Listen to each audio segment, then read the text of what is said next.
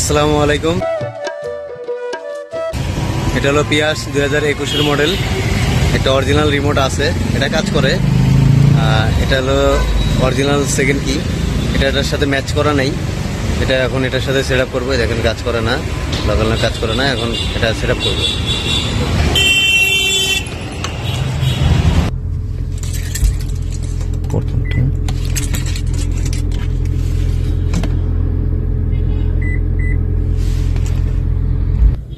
ইনশাআল্লাহ আমাদের remote complete. দেখেন লক, আনলক, লক, লক। হ্যাঁ, স্টার্টটা করে দেখি।